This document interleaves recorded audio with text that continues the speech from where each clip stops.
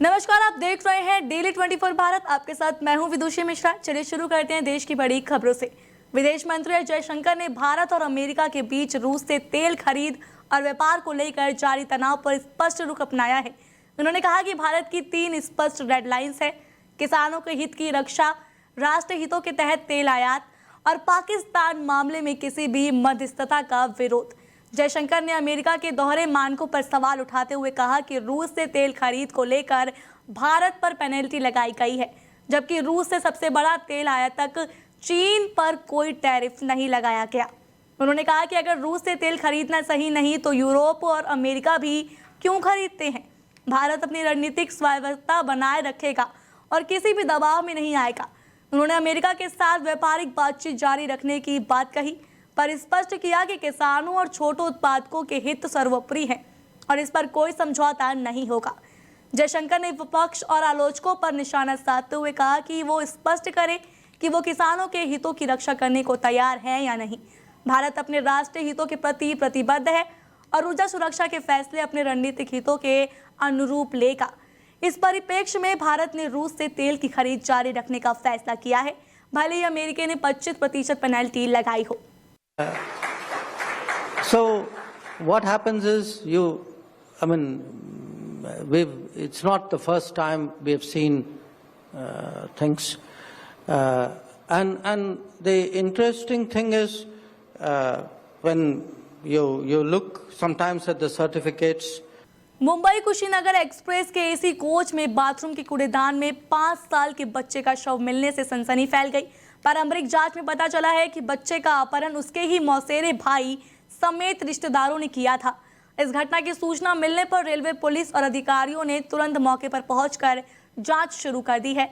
शव पोस्टमार्टम के लिए भेज दिया गया है। पुलिस ने बताया कि बच्चे का अपहरण पहले किया गया था और मामले की गहनता को देखते हुए दोनों अपहरण और हत्या के पहलुओं पर जांच जारी है। ये मामला यात्रियों के बीच भय का कारण बना।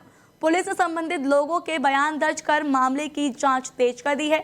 घटना के कारण और किडनैपिंग के कारणों की अभी पुष्टि नहीं हुई है, लेकिन मौसेरे भाई की भूमिका संदिग्ध बताई जा रही है। रेलवे प्रशासन ने यात्रियों को भी इस घटना के प्रति सतर्क रहने का निर्देश दिया है। ये मामला सामाजिक स्तर पर गहरी चिंता पैदा कर रहा है, खासकर बच्चों की सुरक्षा को लेकर। रेलवे पुलिस ने इस घटना को गंभीरता से लिया है और हर पहलू की जांच में जुटी है ताकि दोषियों को जल्द से जल्द सजा मिल सके। शिवसेना सांसद प्रियंका चतुर्वेदी ने केंद्रीय सूचना एवं प्रौद्योगिकी मंत्री अश्विनी वैष्णव को लिखे पत्र में एशिया कप के दौरान भारत पाकिस्तान मैच के लाइव प्रसारण पर रोक लगाने की बात कही है। उन्होंने 22 अप्रैल को पहलगाम में हुए आतंकवादी हमले को हवाला देते हुए कहा कि उस हमले के बाद भारत ने ऑपरेशन सिंदूर शुरू किया, जो आतंकवाद विरोधी अभियान है। ऐसे समय में पाकिस्तान के साथ क्रिकेट मैच का आयोजन और उसका लाइव प्रसारण राष्ट्रीय हितों और जनभावना के खिलाफ है। प्रियंका ने बीसीसीआई और खेल मंत्रालय की इस निर्णय पर तीखी आलोचना की और इसे खून का पैसा करार दिया। उन्होंने कहा कि खेल भावना की आड़ में आतंकवादी राष्ट्र के खिलाफ खड़े होने का साहस दिखाना जरूरी है। प्रियंका ने सरकार से अनुरोध किया कि ओटीटी प्लेटफॉर्म, वेबसाइट्स और ऐप्स पर भी इस मैच की स्ट्रीमिंग पर प्रतिबंध लगाया जाए। उन्होंने ये भी याद दिलाया कि भारत ने पहले भी पाकिस्तान के बहिष्कार के रूप में खेल में माध्यम से अपने सिद्धांतों को रखा है, जैसे दक्षिण अफ्रीका का रंगभेद के दौरान बहिष्कार। उन्होंने प्रधानमंत्री नरेंद्र मोदी के ऑपरेशन सिंदूर जारी रखने के आह्वान का हवाला देते हुए कहा कि पाकिस्तान के साथ कोई भी क्रिकेट संवाद विश्वासघात होगा। ये मांग राजनीतिक और सुरक्षा दृष्टिकोण से महत्वपूर्ण मानी जा रही है। अमेरिका ने 30 जुलाई को एक आदेश जारी किया जिसके तहत $800 तक के मूल्य वाले सामानों के लिए शुल्क मुक्त छूट को समाप्त कर दिया गया है। अब 29 अगस्त से अमेरिका जाने वाले सभी पार्सल, चाहे उनका मूल्य कुछ भी हो, शुल्क के अधीन होंगे। अमेरिकी सीमा शुल्क और डाक सेवा की मंजूरी के बिना शुल्क वसूलना संभव नहीं है। इससे एयरलाइनों ने भी चेतावनी दी है कि वो 25 अगस्त के बाद अमेरिका जाने वाले पार्सल स्वीकार नहीं कर पाएंगी। इसी के चलते भारत के डाक विभाग ने 25 अगस्त से अमेरिका के लिए अधिकांश डाक खेपों को अस्थायी रूप से स्वीकार करना बंद करने का फैसला किया है। केवल $100 तक की उपहार वस्तुएं और दस्तावेजों को छोड़कर अन्य पार्सल पर बुकिंग निलंबित होगी। डाक विभाग ने कहा है कि जिन ग्राहकों ने पहले से बुकिंग की है वे शुल्क वापसी का दावा कर सकते हैं। संचार मंत्रालय ने कहा है कि सीमा शुल्क नियमों और संबंधित एजेंसियों से स्पष्टीकरण मिलने के बाद सेवाएं पुनः चालू की जाएगी। ये कदम भारत अमेरिका के बीच व्यापारिक तनाव और टैरिफ नियमों में बदलाव के बीच आया है, जो भारतीय उपभोक्ताओं और व्यवसायों के लिए चिंता का विषय है। कर्नाटक कांग्रेस के विधायक केसी वीरेंद्र को ईडी ने ऑनलाइन और ऑफलाइन सट्टेबाजी के मामले में गिरफ्तार किया है। उनकी गिरफ्तारी ऑनलाइन गेमिंग बिल संसद में पास होने के अगले ही दिन हुई है। जांच में उनके घर से 12 करोड़ रुपए नकद और 6 करोड़ रुपए की ज्वेलरी जब्त की गई। ईडी ने देश भर में 31 ठिकानों पर छापेमारी की, जिनमें बेंगलुरु, मुंबई, गंगटोक, गोवा और जोधपुर शामिल है। गोवा में 5 कैसीनो पर भी कार्रवाई हुई है।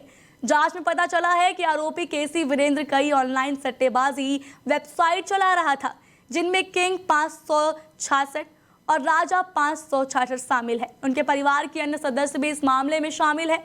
छापे के दौरान विदेशी मुद्रा, चांदी, सोना और लग्जरी गाड़ियां समेत कई महत्वपूर्ण दस्तावेज भी मिले हैं। आरोप है कि अवैध कमाई को अलग अलग लेयरिंग के जरिए सफेद दिखाने की कोशिश की गई है। गिरफ्तार विधायक को गंगटोक से गिरफ्तार किया गया, जहां से एक लैंड कैसीनो लीज पर लेने की कोशिश कर रहे थे। कोर्ट ने उन्हें ट्रांजिट रिमांड में बेंगलुरु कोर्ट ले जाने की अनुमति दी है। ये कार्रवाई ऑनलाइन गेमिंग और सट्टेबाजी के खिलाफ सरकारी अभियान का हिस्सा है। सीबीआई ने अनिल अंबानी और रिलायंस कम्युनिकेशन के परिसरों पर छापेमारी की है। ये कार्रवाई भारतीय स्टेट बैंक को 2000 करोड़ रुपए से अधिक के कथित बैंक धोखाधड़ी मामले में की गई। छापेमारी शनिवार सुबह से चल रही है, जिसमें अनिल अंबानी अपने परिवार के साथ मौजूद थे।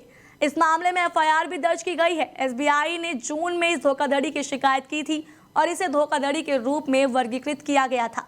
मामले की जांच आरबीआई के धोखाधड़ी जोखिम प्रबंधन और बैंक की नीति के अनुरूप चल रही है। आरकॉम दिवाला और दिवालियापन प्रक्रिया में जिसकी मंजूरी एनसीएलटी से अपेक्षित है। सीबीआई की इस कार्रवाई से अनिल अंबानी समूह की वित्तीय स्थिति और भी संवेदनशील हो गई है। ये मामला भारत के बड़े बैंक फ्रॉड मामलों में से एक माना जा रहा है। राजस्थान के अलवर जिले के कोटा खुर्द गांव में भारी बारिश के कारण एक कच्चा मकान गिर गया, जिससे उसमें सो रहे 7 लोग मलबे में दब गए।